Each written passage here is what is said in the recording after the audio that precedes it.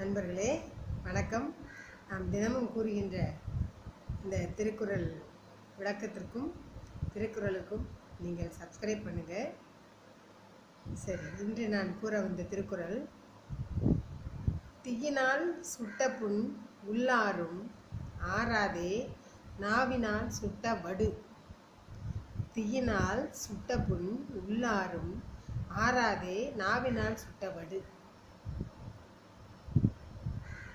நம்ம உடம்புல தீ பட்டு புண்ணாயிட்டா கூட மேலே தழும்பு இருந்தாலும் உள்ளுக்குள்ளே இருக்க அந்த ரணம், அந்த புண் ஆறி போயிடும்.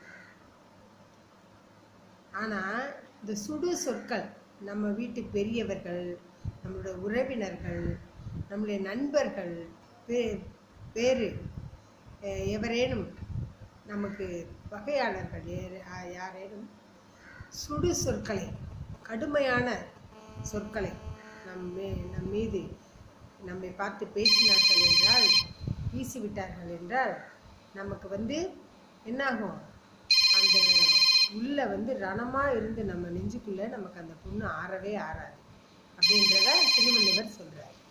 சரியா? தீயினால் சுட்ட புண் உள்ளாரும் ஆறாதே நாவினால் சுட்ட வடு. நன்றி, வணக்கம்.